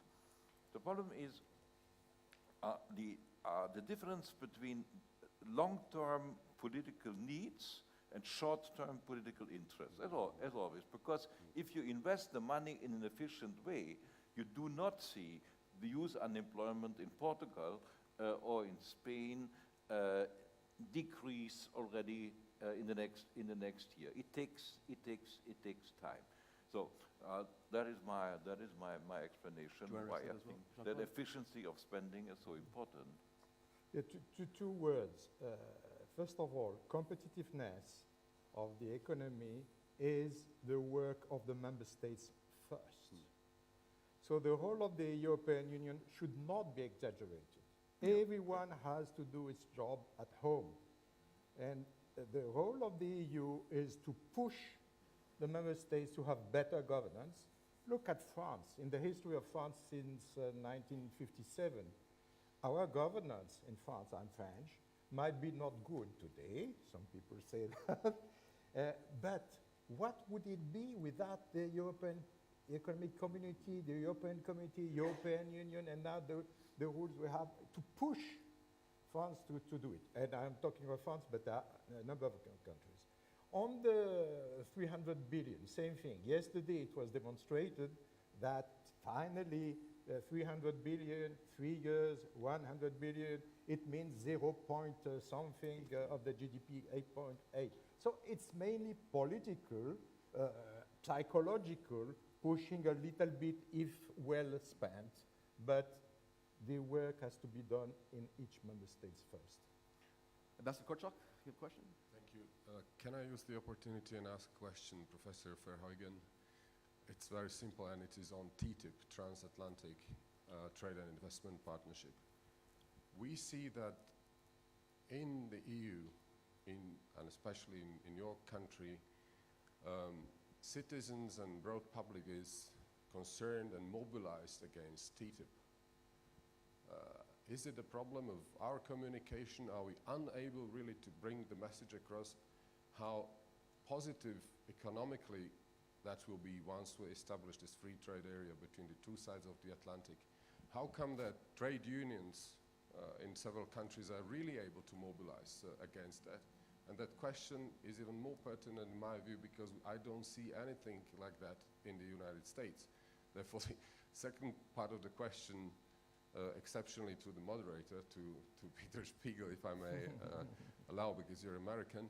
So tell us, how come that the American public is not mobilized over the slogans that we hear in Europe, that once we have it, the chlorinized chickens will simply overflow here in Europe and all that kind of stuff. I think it's politically important when we bear in mind what economic contribution that should be for European Union and for the United States. 0.5% or up to 1% of GDP per year. That should be the profit. As someone who was raised on chlorinated chicken and hormonal beef, and it turned out okay. But why is this issue such a big one, particularly for the SPD in Germany? That I don't know. I mean, I have a history here, as you know, of the European chair of the Transatlantic Economic Council between 2006 and 2010, tasked with the idea to get rid of the obstacles for transatlantic trade, and the idea was not to give it to the trade people who failed to achieve it since decades, but to give it to politicians, and the ambition was much, much higher than just to get rid of obstacles, so tariffs and non-tariff barriers. The idea was much, much wider to make sure that the two most important economic regions in the world join their forces and set the rules for the 21st century worldwide. It was a big issue, and in my view, still absolutely necessary. The markets of the future will be big enough to have their own rules. The Chinese market will have their own standards and norms that the Indians will have, the Latin American. So it's still time to create the rules for the next decades and to make sure that North America and Europe will be the most dynamic regions in the world. So we failed completely. I can tell you the reasons why, and that is why I'm a little bit skeptical about the new composition of the Commission and this cross-border approach. I can only tell you this was very simple and very human. Why it didn't work? It didn't work because my fellow commissioners were not prepared to do the work and leave the laurels to me. Yeah, it's very simple. Yeah, it's very simple. So I have my doubts. But okay, now coming back to the issue. Now the TTIP or the free trade agreement that is now envisaged is less ambitious than what we had in mind with the Transatlantic Economic Council. It's less ambitious, and it faces tough opposition. And this is firstly disinformation organized by consumer organizations, environmental NGOs, and others. Clearly disinformation. They give the impression that American standards are lower than ours, which is absolutely wrong. The Americans believe exactly the opposite thing, and in many cases the Americans are right. Without going into the detail, if you have a choice between American chicken and European chicken, I strongly advise, and really strongly advise you to prefer the American chicken and not to eat the European chicken. Since I know how European chicken are produced, I refuse to eat chicken here in the European Union, and I eat it with a lot of pleasure in the United States. And can you tell me where the millions and millions of sick and dead people are as the victims of the low American food standards? Can you show me them? Not a single one. This is sheer propaganda. NGOs, consumer organizations, environmental organizations, for reasons which are absolutely ridiculous, because it is sheer protectionism. Yeah, the whole thing with agricultural production is sheer protectionism. What the European chicken producers do not want competition from the American market. But can you explain me? Nobody can. Why environmental organizations, consumer organizations, and trade unions do the business of the European agro industry? That I cannot understand. So what I think what we should do is settle the facts. Of course, that is very important. But again, I have to mention my chancellor. It was a big, all these things, hormone beef, genetically modified organisms, and the chlorine chicken was a big issue in the election campaign. Did the Chancellor Merkel, knowing what the reality is, because I have told her several times, I have informed her, and she knows exactly what the problem is. Did she tell people, no, it is not true what you are told, that American standards are lower? No, what she said was, in the election campaign for the European election, I will make sure that as a result of TTIP, our standards will not be lowered. So just confirming By the way, Mr. Barroso said the same. Yeah, I was shocked when I listened to it. Mr. Schulz, of course, said the same. And it's a lack of knowledge. It is populism, and it will make it very, very difficult to find a solution. I'm very, very skeptical. So my forecast is, I'm finished with that. It makes me sick here. That we might get rid of the remaining tariffs, which is not really important for the economy. Pretty low. And perhaps, but this is already a hope. Perhaps we can establish the principle of mutual recognition of safety and quality standards for manufactured goods, but not for agricultural goods. So for manufactured goods, that is what I expect. It's short of far away from what Mr. de Gucht and others have promised us, and I couldn't trust my ears when I heard Mr. de Gucht saying that it will be done before the end of the term of the present Commission. And I said in an interview, before the end of the term of the present Commission, negotiations will not have started in seriousness, and that is the case. Just to spread the political blame slightly around, it's not just the Chancellor. Sigmar Gabriel has also stood in the Bundestag and also used quite populist language against the deal. From the American point of view, if I could just offer it, it's been 5 years since I've been in Washington, but traditionally, the political opposition to trade deals in the United States are on two bases: labor standards, and environmental standards. This was the big issue with Mexico during the North American Free Trade Agreement. The problem with Europe, or the advantage with Europe, I guess, is there is no perception that a deal with Europe is going to lower either labor or environmental standards. So the traditional groups that activate themselves in the U.S. against the group don't need to in this regard. But one other point on this shall we say, hypocrisy, as Karl de Gucht called it to me in one of his last dinners we had with a bunch of reporters. It was on the record, so I can mention it. He talked about several things where he felt that the Europeans were being quite hypocritical about, that he was being forced to bring up the Americans that he didn't think were relevant and also hypocritical. One was on energy. Demands that the U.S. provide liquid natural gas from the shale gas revolution to the Europeans. At the same time, Europe itself refuses to allow shale gas exploration. So we can't do it, but we demand the Americans provide it to us. The other one he started talking about, he says, the other issue is American sperm. And I said, this is interesting. He says, everyone knows American sperm is the best. And I said, damn straight. And he looked at me and says, no, I'm talking about cattle. But as he points out, the Europeans always rail against genetically modified organisms. So there is no genetically modification of cattle sperm, apparently, in Europe. I didn't know this. But everyone who wants to order cattle sperm orders it from the United States because they have genetically modified cattle sperm. So there is quite a hypocrisy on this issue. It's going to be good fun, I think, for us reporters because it's going to be problematic for the upcoming year or two or five. Look, we got 5 minutes. Let me take a couple more questions, one right here, and then we'll group them together, and then we'll wrap it up here. Hi, Thatcher Scharf from the American Embassy. Actually, my question is about EU enlargement. I wanted to ask, what do you see as the appetite among member state leaders, the supranational leadership in Europe for further enlargement? And what do you see as the prospects over the next 5 years, let's say? Should we make this the last one? Does anyone else have an urgent question they want to throw at us? If not, let's make enlargement the last one because Jean-Claude Juncker has said there will be no enlargement in his 5 years. We do have some countries that are in the queue, particularly in the Western Balkans.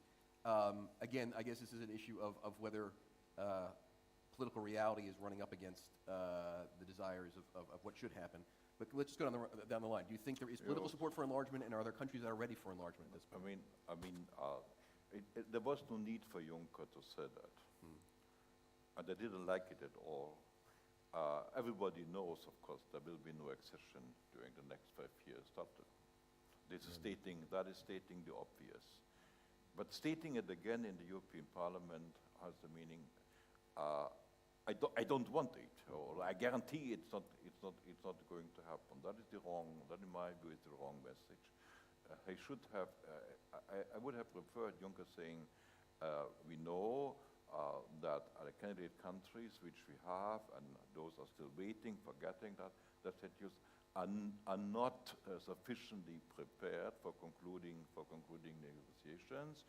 Therefore, we do not expect new accessions during the next 5 years, but we will do what we can in order to help them to speed up the preparations, and we will use the accession perspective as the strongest possible leverage to support transformation in these countries. It is particularly true for the Eastern Partnership.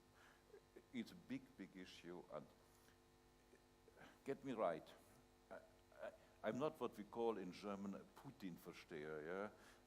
So a Putin supporter, so this is the new German word, Yes, Putin, right. Putin, one who understands Putin, who understands.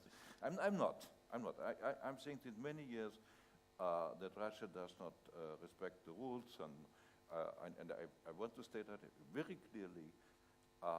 It cannot be accepted that the Russian Federation gives itself veto power, yeah, whether a neighboring country has the right to join the European integration process or not. The decision whether you want to join, either as a member or an associated member, whatever, to join the European integration process is a sovereign decision and cannot be vetoed or influenced by a third country. Not under no circumstances. But, now comes my but.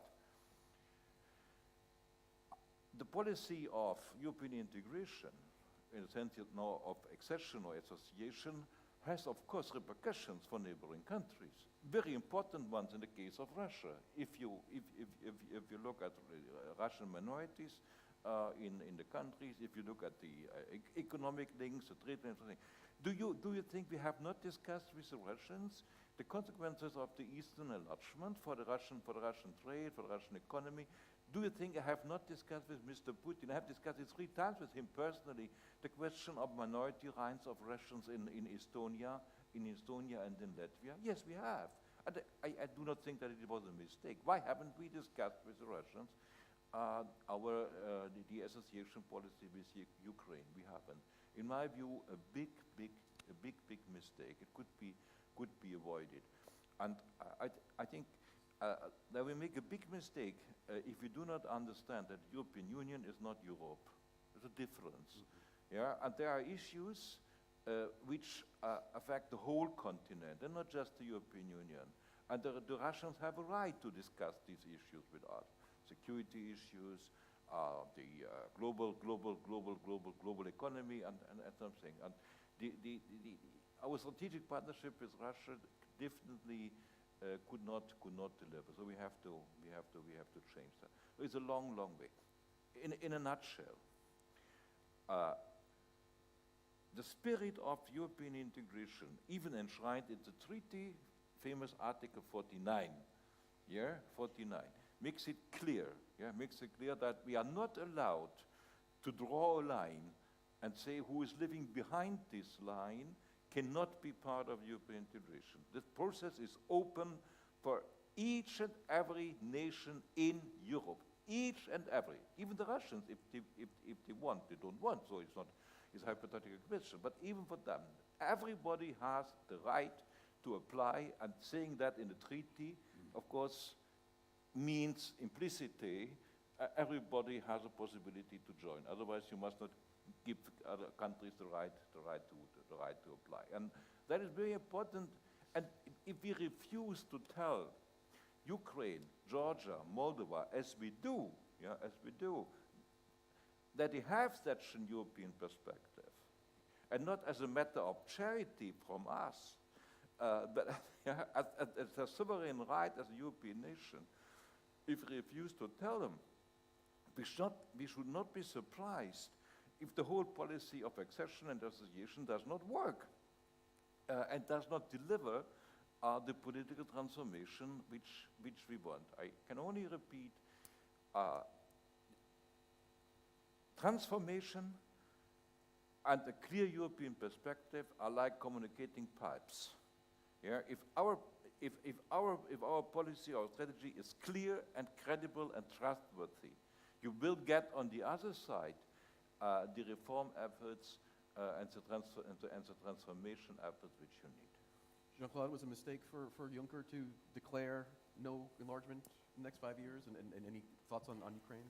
Well, it was a mistake in foreign policy, but it was a message to public opinion.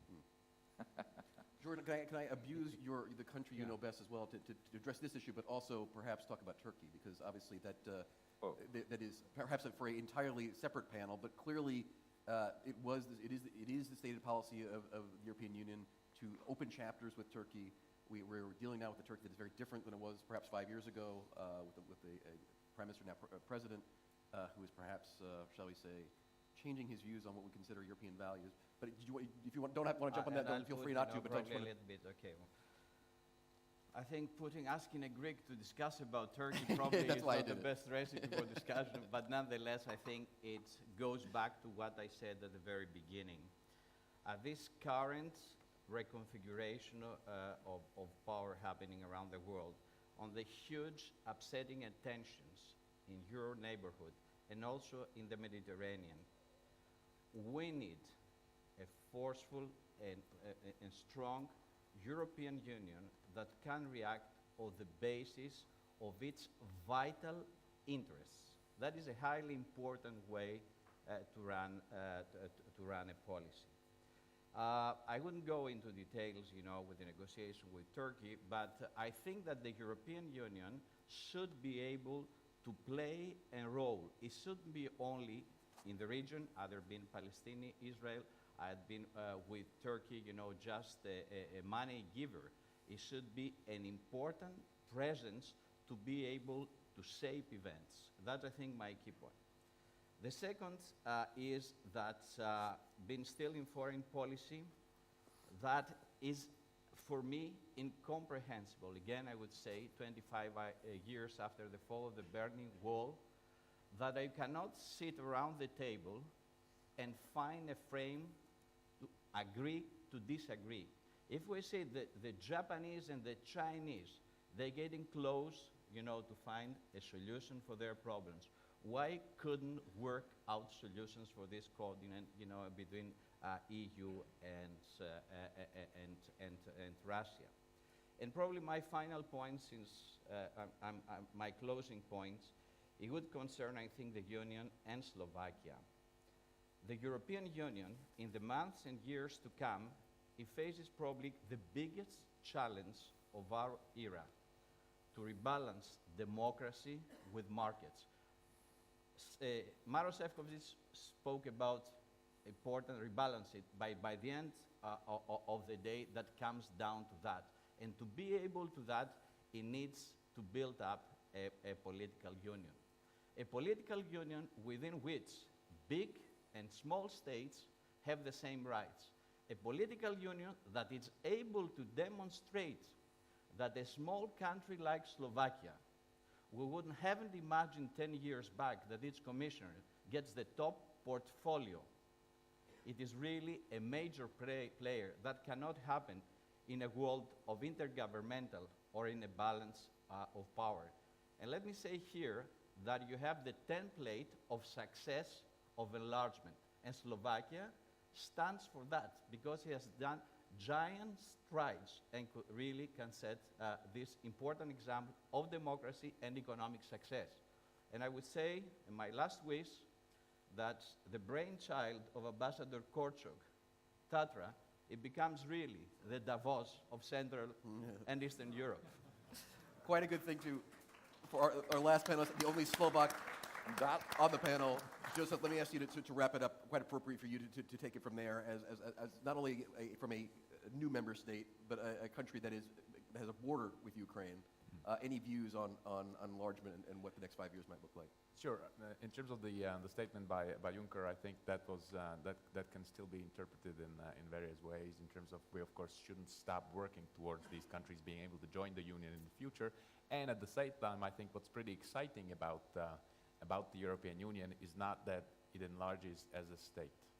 It enlarges as the European Union, which means it enlarges in segments rather than a tooth court type of an enlargement, all or nothing.